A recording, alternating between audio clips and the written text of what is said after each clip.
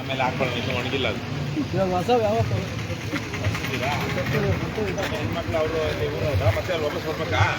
ವಾಪಸ್ ಬರೋದು. ಅಡುಗೆ ಏನು ಮಾಡ್ತಿದ್ದೀರಾ? ಏನಣ್ಣ, ಒಬ್ರು ಪಲಾವ್ ಅಂತಾರೆ, ಒಬ್ರು ಅನ್ನ ಸಾಂಬಾರು, ಇವಾಗ ಏನು ಮಾಡ್ತಿದ್ದೀರಪ್ಪ? ಬೆಳಿಗ್ಗೆ ಪಲಾವ್ ಬೆಳಗ್ಗೆ ಕೇಳ್ತಾ ಇಲ್ಲ, ಇವಾಗ ಅನ್ನ ಸಾರು ಹಪ್ಪಳ ಚೂರು ಜೊತೆಗೆ ಒಂದು ಒಬ್ಬಟ್ಟು ಸರ್. ಒಂದು ಒಬ್ಬಟ್ಟ. ಏನು ಸಾರು? ರಸಮ್ಮ? ರಘುಪತಿ ಬೇರೆಯವ್ರು ಕೊಡ್ರಿ. ಯಾರಾದ್ರೂ ನಮ್ಮ ರಘುಪತಿ ಅವ್ರ ಕೈಯಲ್ಲಿ ಇರ್ಲಿ ಸ್ವಲ್ಪ ಲೈವ್ ಮಾಡಿ ಕೊಡಿ ಸರ್. ಕೊಡಿ ಸರ್.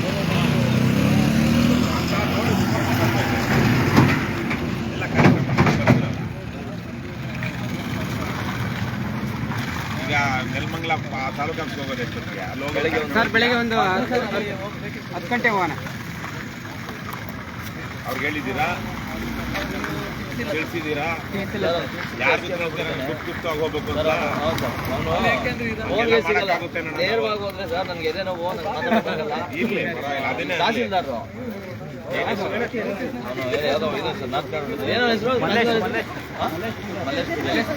ಮಲ್ಲೇಶ್ ಪೂಜಾ ಇದೆಲ್ಲ ನಾಳೆ ಎದೆ ಹೊಡ್ಕೊಂಡು ಹೋಗ್ಬೇಡಪ್ಪ. ಎಲ್ಲ ಲೈವಲ್ಲಿ ನೋಡಿದ್ರೆ ಫೋನ್ ಮಾಡಿದ್ರೆ ಫೋನಲ್ಲಿ ಏನೇ ನೋಡ್ಬಿಟ್ಟು ಕಟ್ ಮಾಡ್ಬಿಡೋದು ಸರ್. ಫೋನಲ್ಲಿ ಫೋನ್ ಮಾಡಿದ್ರೆ ಏನ್ ದೇವರು? ಶನಿಮಾತ್ಮ. ನಾಳೆ ಶನಿವಾರ, ನಾಳೆ ಬೆಳಿಗ್ಗೆ ಪೂಜೆ ಶಿವಗಂಗೆ. ಕಾಲು ತೊಳ್ಕೊಳ್ಬೇಕಾ? ಶನಿದೇವರು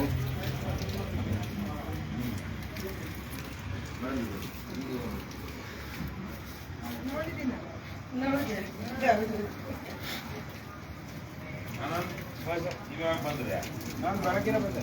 ಬೆಳಗ್ಗೆಯಿಂದ ಇಲ್ಲೇ ಇದ್ದೀರಾ? ಇವರೆಲ್ಲ ಯಾವ ಪಾರ್ಟಿ ಅವರ? ಯಾವ್ರವ್ರ ನೀವೆಲ್ಲ? ಬಂದಿದ್ದೀರಾ? ನೀವೆಲ್ಲ ನೆಲಮಂಗಲದವ್ರಾ?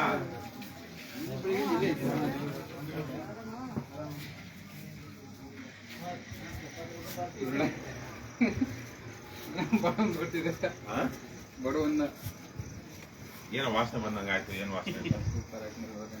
ಅಷ್ಟೇನಾ? ಊಟಕ್ಕೆ ಎಲ್ಲ ರೆಡಿ ಮಾಡ್ತಿದ್ದೆ. ಗೊತ್ತಿಲ್ಲ ಬೆಳಗ್ಗೆ ಬಂದು ನಿನ್ನೆ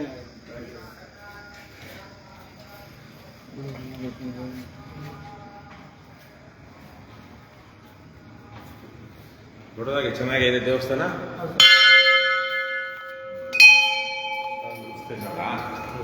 ಪೂಜಾರಿ ಇರ್ಲಿ ಕೊಡಪ್ಪ, ಯಾರು ಕೊಟ್ಟರು ಅಷ್ಟೇ. ದೇವರು ಸಲ್ಲಬೇಕಾಗಿರೋ ಸಲ್ಲುತ್ತೆ.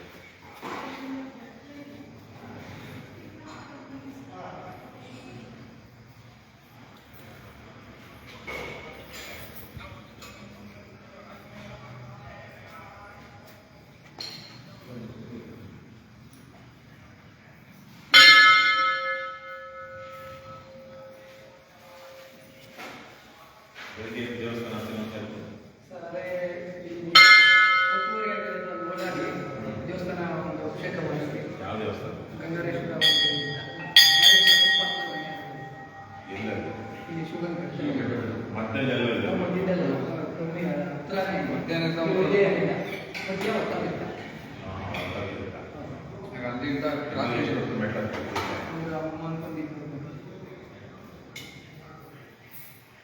ಒತ್ತುವರಿ ಆಗಿರುತ್ತೆ.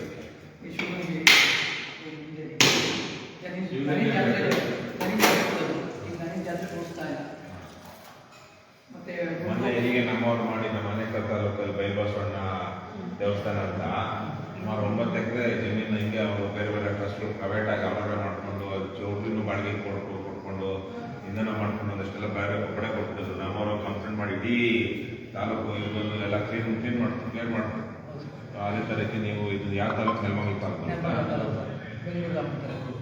ಬಟ್ ಇಲ್ಲಿ ಮಾಜಿ ಪಂಚಾಯತಿ ಅಧ್ಯಕ್ಷ ತಮ್ಮ ಮಾಡೋದು ಅಲ್ಲೂ ಹಾಗೆ ಇತ್ತು. ಅಂದ್ರೆ ಅವ್ರ ಹೆಸರು ಆಗಿದೆ, ಖಾತೆ ಆಗಿದೆಯಾ? ಖಾತೆ ಮಾಡ್ಕೊಂಡು ಮತ್ತೆ ಖಾತೆ ಆಗಿದ್ರೆ ಸ್ವಲ್ಪ ಕಷ್ಟ. ನೋಡೋಣ, ಅದು ಅದು ಭೂಕಂಪನಕ್ಕೆ ನ್ಯಾಯಕ್ಕೆ ಏನಾದ್ರು ಹಾಕಿದ್ದೀರಾ? ಇಲ್ಲ, ಈಗ ಆಗ್ತದೆ ಸರ್.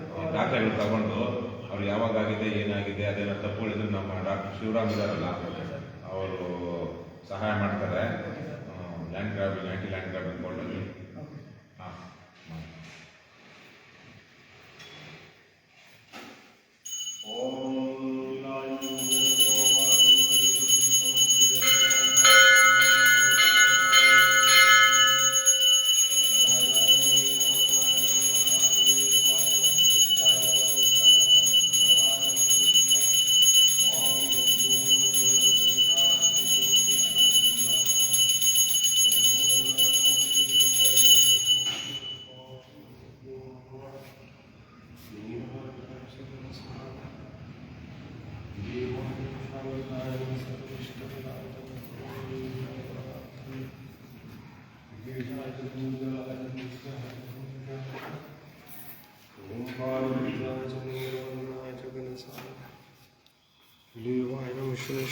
स्वामी योग्यं सूर्यपुत्रशालक्ष्मी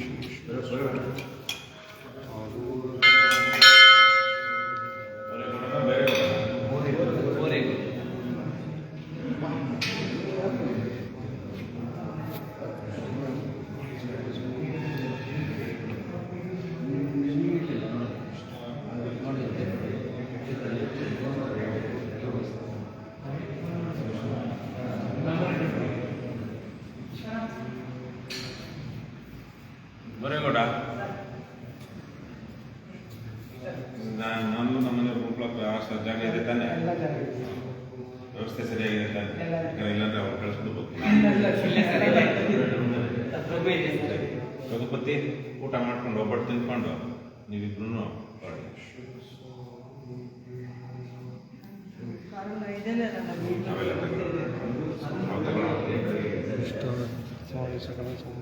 ಅಲ್ಲ, ನೀವಿರ್ತೀರಾ? ಕಾಕ್ಕೊಂಡು ಬೆಳಿಗ್ಗೆ ಅವಕಾಶ ಅಲ್ಲ, ಎಲ್ಲಿ ನೀವು ಹೋಗ್ಬೇಕಲ್ಲ, ನೀವು ಹೋಗ್ಬೇಕು ಅಂತಿದ್ದೀರಾ, ಎಲ್ಲ ಬರ್ತಿದ್ದೀರಾ? ಅದಕ್ಕೆ ಮತ್ತೆ ಕೊರಡಿ ಅಲ್ಲ, ಅದೇ ಈಗ ಕಾರ್ ಹೋಗಿ ಬೇಕಾದ್ರೆ ನಾಳೆ ಬೇಕಾದ್ರೆ ತರಿಸ್ಕೊಳ್ಳೋಣ. ಇಲ್ಲಾಂದ್ರೆ ನೆನ್ಮಗಲ ತನಕ ಇದೆ ತಾನೆ? ನೆನ್ಮಗ ಅಂತಂದರೆ ಬೆಂಗಳೂರು ಬಿಡೋದಕ್ಕೆ ಇದೆಯೋ ಇಲ್ವೋ ಆಮೇಲೆ ನಮಗೇನು ಬಸ್ ಆಗುತ್ತೆ. ಇಲ್ಲ, ಇಬ್ಬರು ಇದೀವಲ್ಲ, ಇಬ್ಬರು ಬಸ್ ಹೋಗೋದು ಚೆನ್ನಾಗಿದೆ. ಇನ್ನೊಂದ್ಸಲ ನೀನು ಬರ್ಬೋದು. ನಮ್ಮ ಕ್ಷೇತ್ರಕ್ಕೆ ಬಂದು ಬಸ್ಸಾಗಿ ಹೋಗ್ಬಿಡ್ತೀವ ಸರ್.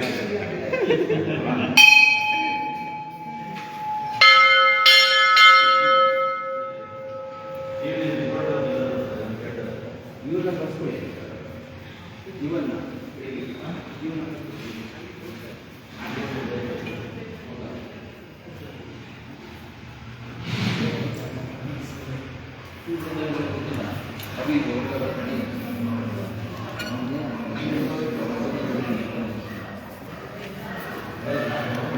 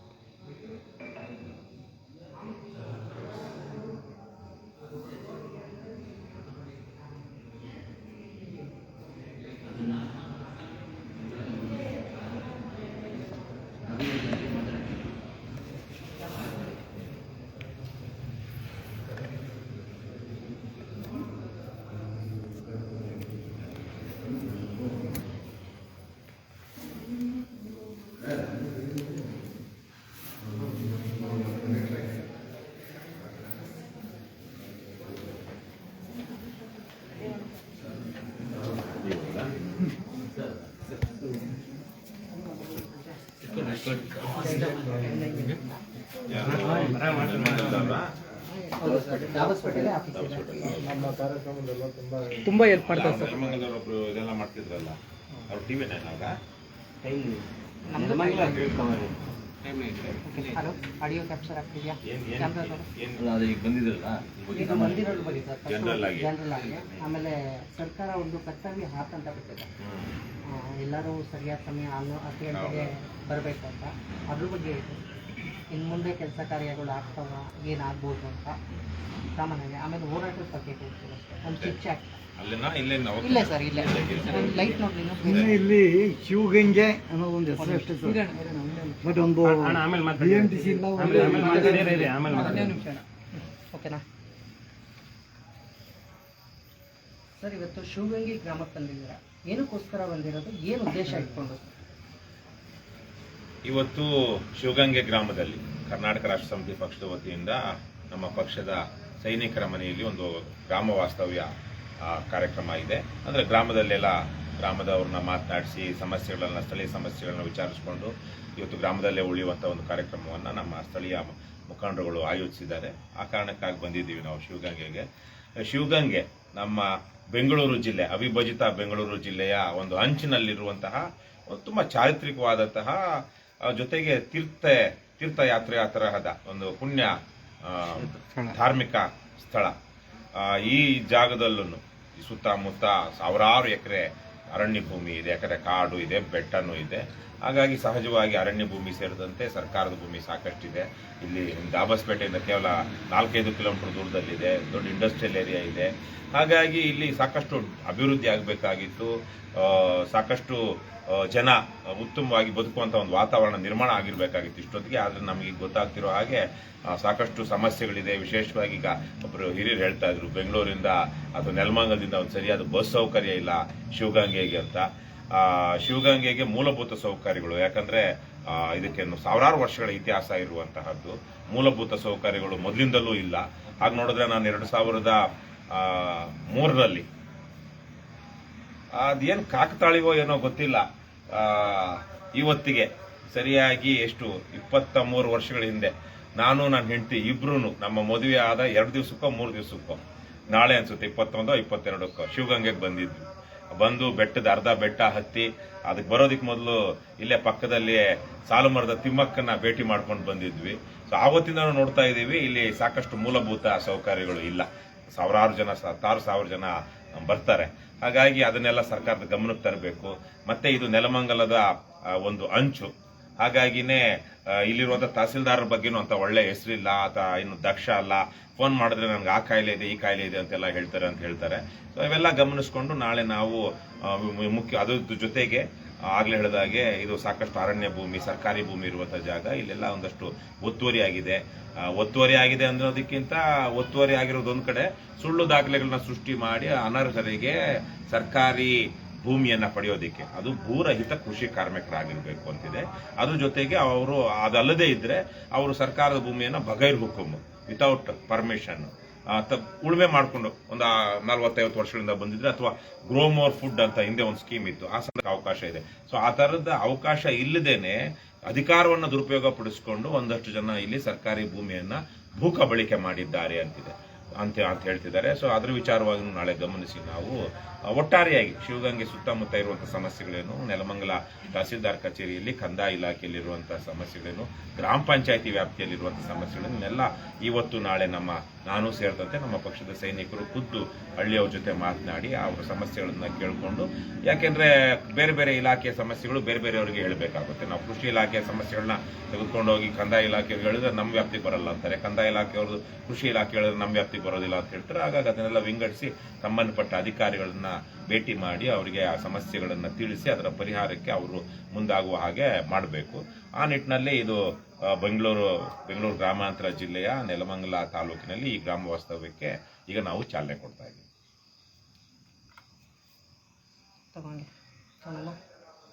ಸರ್, ಇವಾಗ ಸರ್ಕಾರದಿಂದ ಕರ್ತವ್ಯ ಆ್ಯಪ್ ಅಂತ ಒಂದು ಆ್ಯಪ್ ಇದು ಮಾಡಿದ್ದಾರೆ. ಯಾಕೆಂದ್ರೆ ಅಧಿಕಾರಿಗಳು ಸರಿಯಾದ ಸಮಯಕ್ಕೆ ಬರ್ತಾ ಇರಲಿಲ್ಲ, ಹಂಗಾಗಿ ಇನ್ನು ಮುಂದೆ ಕೆಲಸ ಆಗುತ್ತಾ ಸರ್? ನೋಡಿ, ಚಾಪೆ ಕೆಳಗಡೆ ತೂರಿದ್ರೆ ಕೆಲವರು ಇನ್ನೊಂದಷ್ಟು ಎಲ್ಲರೂ ತೂರ್ತಾರೆ, ರಂಗೋಲಿ ಕೆಳಗಡೆ ತೂರ್ತಾರೆ.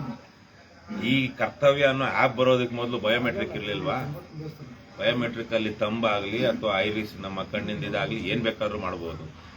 ಅದರಲ್ಲೇನೆ ಬಯೋಮೆಟ್ರಿಕ್ ಹಾಕಿ ಅಲ್ಲಿ ಬಂದು ಅಲ್ಲಿ ಹಾಕಿ ತಪ್ಪಿಸ್ಕೊಂಡು ಓಡಾಡೋತ್ತವ್ರಿಗೆ ಈಗ ಫೋನ್ಗಳಲ್ಲಿ ಆ್ಯಪ್ ಅಲ್ಲಿ ಹೋಗಿ ಅದನ್ನ ಹ್ಯಾಕ್ ಮಾಡೋದು ಗೊತ್ತಾಗ್ಬಿಡುತ್ತೆ. ಅವರಿಗೆ ಬರ್ತಾರೆ, ಅದೇನೋ GPS ಆ ಜಾಗದಲ್ಲಿ ಲಾಗಿನ್ ಆಗ್ತಾರೆ, ಮತ್ತೆ ಬೇಕಾದ್ರೆ ಅವ್ರು ಎಲ್ಲಿ ಬೇಕಾದ್ರೂ ಹೋಗ್ಬೋದು.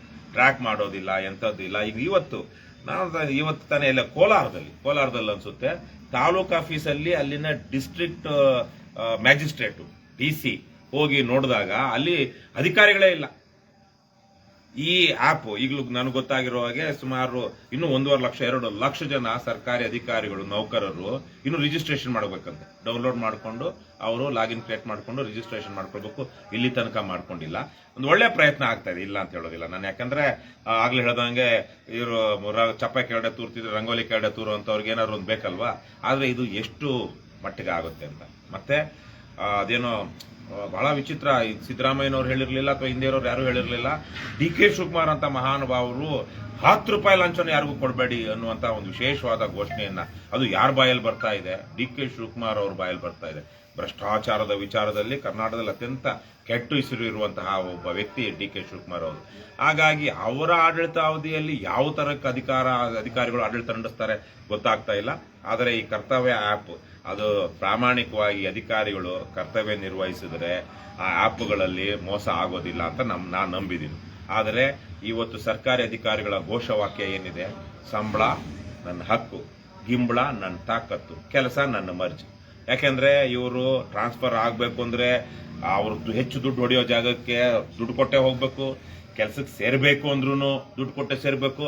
ಎಷ್ಟು ಮೂರ್ಖರು ಅಯೋಗ್ಯರು ಇದ್ದಾರೆ ಸರ್ಕಾರಿ ಅಧಿಕಾರಿಗಳು. ಎಷ್ಟೋ ಜನ ಅಂದ್ರೆ ತಮ್ಮ ಕೆಲಸವನ್ನ ನ್ಯಾಯಬದ್ಧವಾದ ಕೆಲಸವನ್ನ ಮಾಡ್ಕೊಳ್ಳೋದಿಕ್ಕೆ ಇನ್ನೊಬ್ಬ ಸರ್ಕಾರಿ ಅಧಿಕಾರಿಗೆ ಲಂಚ ಕೊಡ್ತಾರೆ. ಇತ್ತೀಚೆಗೇನೋ ಅದು ಸ್ವಲ್ಪ ಚೇಂಜ್ ಆಗಿದೆಯಂತೆ, ಟ್ರೆಷರಿನಲ್ಲಿ ಅವೆಲ್ಲ ಇಲ್ವಂತೆ. ಇಲ್ಲ ಅಂದ್ರೆ ಟ್ರೆಷರಿಗೆ ಹೋಗಿ ಟ್ರೆಷರಿಯ ಭ್ರಷ್ಟ ಅಧಿಕಾರಿಗಳಿಗೆ ತಮ್ಮ ಸಂಬಳವನ್ನ ಮಾಡಿಸ್ಕೊಳ್ಳೋದಕ್ಕೆ ಅದು ಲಂಚ ಕೊಡ್ತಾ ಇದ್ರು. ಇವಾಗೇನೋ ಮೊನ್ನೆ ಹೇಳಿದಾಗ ಏನೋ ಹೊಸ ಸಾಫ್ಟ್ವೇರ್ ಬಂದ್ಬಿಟ್ಟಿದೆ, ಹಾಗಾಗಿ ಒಂದು ಕ್ಲಿಕ್ಕಲ್ಲಿ ಆಗ್ಬಿಡುತ್ತೆ, ಹಾಗೆ ಈಗ ಅಂತಿದ್ದಾರೆ. ಆದ್ರೆ ಹಿಂದೆ ಎಲ್ಲ ಟ್ರೆಷರಿಗೆ ಹೋಗಿ ತಮ್ಮ ಡಿಪಾರ್ಟ್ಮೆಂಟ್ ಇಂದ ತಮ್ಮ ಇದರಲ್ಲಿರುವಂತವ್ರು ಒಂದಷ್ಟು ಜನರದ್ದು ಮೂವ್ ಮಾಡಿಸ್ಕೊ ಬರ್ಬೇಕಾಗಿತ್ತು ಲಂಚ ಕೊಟ್ಟು. ಇವರು ಒಬ್ಬ ಪೊಲೀಸ್ ಅವನು ಸರ್ಕಾರಿ ಅಧಿಕಾರಿ, ಜೊತೆಗೆ ಪೊಲೀಸ್ ಅಂದ್ರೆ ಕಾನೂನು ನ್ಯಾಯ ಸುವ್ಯವಸ್ಥೆ ನೆತ್ತಿಡಿಯುವಂತವನು. ಕಾಗ್ನಿಸಬಲ್ ಅಫೆನ್ಸ್, ನಾನ್ ಕಾಗ್ನಿಸಬಲ್ ಅಫೆನ್ಸ್ ಏನಂತ ಗೊತ್ತಿರುತ್ತೆ. ಅಂತಹ ಮೂರ್ಖರು ಹೋಗಿ ತಮ್ಮದೇ ಕೆಲಸಗಳಿಗೆ ಕಂದಾಯ ಇಲಾಖೆಯಲ್ಲೋ ಪುರಸಭೆನಲ್ಲೋ ಪಂಚಾಯತಿಯಲ್ಲೋ ಲಂಚ ಕೊಟ್ಟು ಮಾಡಿಸ್ಕೊಂಡು ಬರ್ತಾರೆ. ಸೊ ಹಾಗಾಗಿ ಇವೆಲ್ಲ ಆಪ್ ಗೀಪ್ ಅನ್ನೋದಕ್ಕಿಂತ ಯಾಕೆ ಈ ಪರಿಸ್ಥಿತಿ ಬಂದಿದೆ, ಯಾಕೆ ಜನ ಅಧಿಕಾರಿಗಳು ರಾಜಕಾರಣಿಗಳು ಇಷ್ಟು ಭ್ರಷ್ಟರಾಗಿದ್ದಾರೆ, ಇದನ್ನ ನಾವು ಯೋಚನೆ ಮಾಡಬೇಕಾಗಿರೋದು. ಟೆಕ್ನಾಲಜಿ ಆಗ್ಲೇ ಹೇಳಿದಂಗೆ ಇನ್ನೊಂದೇನೋ ಮಾಡ್ತಾರೆ, ಹ್ಯಾಕ್ ಮಾಡ್ತಾರೆ. ಈಗ ಬಂದ್ರು ಸರಿ, ಫೋನಲ್ಲಿ ಲಾಗಿನ್ ಆದ್ರು, ಫೋನ್ ಇಟ್ಬಿಟ್ಟು ಇನ್ನೊಂದು ಫೋನಲ್ಲಿ ಹೋಗ್ಬಿಟ್ರು. 2 ಸಿಮ್ಮು 3 ಸಿಮ್ಮು ಅಥವಾ 2 ಫೋನ್ ಇಟ್ಕೊಂಡಿರೋರು ನಿಮ್ದು ಫೋನಲ್ಲಿ ಟ್ರ್ಯಾಕ್ ಮಾಡ್ತಾರೆ ಅಂತ ಇಟ್ಕೊಳ್ಳೋಣ. ಇನ್ನು ಫ್ರೆಂಡ್ ಜೊತೆ ಕಳಿಸ್ಬಿಟ್ಟು ಅಲ್ಲೇನೋ ಅಥವಾ ಏನೋ ಮಾಡಿ ಹುಡುಕ್ತಾರೆ. ಅವರು ಆರಾಮಾಗಿ ಹುಡುಕ್ತಾರೆ, ಫೋನಲ್ಲಿ ಲಾಗಿನ್ ಆಗ್ತಾರೆ, ಅದನ್ನ ಆ ಜಾಗದಲ್ಲಿ ಇದೆ ಅನ್ನೋ GPS ಲೊಕೇಶನ್ ಬರುತ್ತೆ. ಮತ್ತೆ ಆ ಫೋನ್ ಇಟ್ಬಿಟ್ಟು ಇನ್ನೊಂದು ಫೋನಲ್ಲಿ ಅವರು ಆ ಜಾಗದಲ್ಲೇ ಇರೋದಿಲ್ಲ. ಹಾಗಾಗಿ ಇವೆಲ್ಲನೂ ತಪ್ಪಿಸ್ಕೊಳ್ಳೋದಕ್ಕೆ ಏನ್ ಬೇಕಾದ್ರೂ ಆಗ್ಬೋದು. ಆದ್ರೆ ಪ್ರಾಮಾಣಿಕತೆ ಇದ್ರೆ ಇವ್ಯಾವ ಅಗತ್ಯ ಇಲ್ಲ. ಹಿಂದೆ ಎಲ್ಲ ಸರ್ಕಾರಿ ಅಧಿಕಾರಿಗಳು ಒಂದು ಹಂತ ಈ ತರಕ್ಕೆ ಮೋಸ, ಲಂಚ, ಭ್ರಷ್ಟಾಚಾರ ಇರಲಿಲ್ಲ ಒಂದು 50 ವರ್ಷದಿಂದ. ಅವರಲ್ಲಿ ಬಹುತೇಕರು ಒಂದಷ್ಟು ಪ್ರಾಮಾಣಿಕವಾಗಿ ಕೆಲಸ ಮಾಡ್ತಾ ಇದ್ರು. ಇತ್ತೀಚೆಗೆ ಒಂದು 20-30 ವರ್ಷಗಳಿಂದ ನೇಮಕಾತಿಯಲ್ಲಿ ಭ್ರಷ್ಟಾಚಾರ, ವರ್ಗಾವಣೆಯಲ್ಲಿ ಭ್ರಷ್ಟಾಚಾರ, ಪೆನ್ಷನ್ ತಗೊಳ್ಳೋದಿಕ್ಕೆ, ಅವರದೇ ಹಕ್ಕಾಗಿರೋ ಪೆನ್ಷನ್ ತಗೊಳ್ಳೋದಿಕ್ಕೆ ಇನ್ನೊಬ್ಬ ಸರ್ಕಾರಿ ಅಧಿಕಾರಿಗೆ, ಹಾಲಿ ಸರ್ಕಾರಿ ಅಧಿಕಾರಿಗೆ ಲಂಚ ಕೊಡುವಂತ ದುಸ್ಥಿತಿ ಇದೆ. ಅಂದ್ರೆ ಈ ಸರ್ಕಾರಿ ಅಧಿಕಾರಿಗಳು ಏನ್ ಕಲ್ತಿದ್ದಾರೆ? ಮಾನ ಮರ್ಯಾದೆ ಇದೆಯಾ ಇವರಿಗೆಲ್ಲಾನು? ಸೊ ಹಾಗಾಗಿ ಕರ್ತವ್ಯ ಇರ್ಬೋದು, ಇನ್ನೊಂದಿರಬಹುದು, ಅವು ಈ ಭ್ರಷ್ಟರನ್ನ ಏನು ಮಟ್ಟ ಹಾಕೋದಿಕ್ಕೆ ಸಾಕಾಗೋದಿಲ್ಲ. ಮೊದಲು ಮುಖ್ಯಮಂತ್ರಿ ಕಚೇರಿ ಶುದ್ಧವಾಗಬೇಕು, ಮಂತ್ರಿಗಳ ಕಚೇರಿ ಶುದ್ಧವಾಗಬೇಕು, ಅಲ್ಲಿ ಮಂತ್ರಿಗಳು ಆಯ್ಕೆ ಆಗುವ ರೀತಿ ಶುದ್ಧವಾಗಬೇಕು. ಯಾರಿಗಾಗಿ ಜನರಿರೋದು? ಈ ಸರ್ಕಾರಿ ಅಧಿಕಾರಿಗಳಿರೋದು ಜನರ ಸೇವೆ ಮಾಡೋದಿಕ್ಕೆ. ಆದ್ರೆ ಜನರೆಂತವ್ರು ಇದ್ದಾರೆ, ಈ ಅಯೋಗ್ಯ ರಾಜಕಾರಣಿಗಳು ಬಂದ್ರೆ ಏನ್ ಕೊಡ್ತೀಯ ಅಂತ ಕೇಳ್ತಾರೆ. ಗಂಡಸರಿಗೆ ಲಿಕ್ಕರು, ಹೆಂಗಸರಿಗೆ ಕುಕ್ಕರು, ಎರಡೂ ಬೇಡದೆ ಇರೋರಿಗೆ ನಿಕ್ಕರು ಕೊಟ್ಟು ಓಟ್ ಹಾಕ್ಸ್ಕೊಳ್ತಾ ಇದ್ದಾರೆ ನಮ್ಮ ರಾಜಕಾರಣಿಗಳು. ಹಾಗಾಗಿ ಸರ್ಕಾರಿ ಅಧಿಕಾರಿಗಳನ್ನಾಗ್ಲಿ ರಾಜಕಾರಣಿಗಳಾಗ್ಲಿ ಪ್ರಶ್ನೆ ಮಾಡುವಂತ ಪ್ರಾಮಾಣಿಕತೆ ಇದೆಯಾ ಜನರಿಗೆ? ಇಲ್ಲ. ಹಾಗಾಗಿನೇ ಅವರು ಸಹ ಕಾಂಪ್ಲಸೆಂಟ್, ಒಂಥರ ಉದಾಸೀನ, ಬೇಕಾಬಿಟ್ಟಿಯಾಗಿ ಬದುಕ್ತಾ ಇದ್ದಾರೆ. ಈ ವರ್ಷ, ಮುಂದಿನ ವರ್ಷ ನನ್ಗನ್ಸೋ ಹಾಗೆ ಬರ ನಮ್ಮ ರಾಜ್ಯದಲ್ಲಿ, ದೇಶದಲ್ಲಿ ಜನರಿಗೆ ಕಷ್ಟ ಆಗುತ್ತೆ. ಕಷ್ಟ ಆದಾಗ ಯಾಕೆ ಸರ್ಕಾರ ದಕ್ಷತೆಯಿಂದ, ಪ್ರಾಮಾಣಿಕತೆಯಿಂದ ಕೆಲಸ ಮಾಡಬೇಕು ಅನ್ನುವಂಥ ಅರಿವು ಅವ್ರಿಗೆ ಬರುತ್ತೆ ಅಂತ ನಾನು ಭಾವಿಸ್ತೀನಿ. ಸರ್, ಪೊಲೀಸ್ ಇಲಾಖೆ ಬಗ್ಗೆ ಏನ್ ಹೇಳಕ್ ಇಷ್ಟಪಡ್ತೀರಾ? ಏನ್ ಹೇಳ್ಬೇಕು ಪೊಲೀಸ್ ಇಲಾಖೆ? ಅಲ್ಲ, ಇವಾಗ ಆಗ್ತಾ ಇರೋದ್ರ ಬಗ್ಗೆ, ಮೊನ್ನೆ ಅಧಿಕಾರಿಗಳು ಸಸ್ಪೆಂಡ್ ಆಗಿದ್ದಾರೆ, ಎಲ್ಲಿ ಲಂಚ ಪಡೆದಿರೋ ಕಾರಣ. ನೋಡಿ, ನೆನ್ನೆ ತಾನೇ ಒಂದು ವಿಡಿಯೋ ನೋಡ್ತಾ ಇದ್ದೆ. ಇಲ್ಲಿ ದಾಂಡೇಲಿಲೋ ಹಳಿಯಾಳದಲ್ಲೋ ಒಬ್ಬ ರೌಡಿ ಅವನು ಬಟ್ಟೆ ಬಿಟ್ಕೊಂಡು, ಅಂದ್ರೆ ಬರೀ ಪ್ಯಾಂಟ್ ಹಾಕೊಂಡು ಪೊಲೀಸ್ನೆಲ್ಲ ಎಳ್ದಾಡ್ತಾ ಇದ್ದಾನೆ. ಜೊತೆಗೆ ಅಲ್ಲಿ SI ಇದ್ನೇನೋ 2-3 ಪೊಲೀಸರು ವಿಡಿಯೋ ಮಾಡ್ತಾ ಇದ್ದಾರೆ. ಒಬ್ಬನು ಅವನನ್ನ ರಿಸ್ಟ್ರೈನ್ ಮಾಡಲಿಲ್ಲ.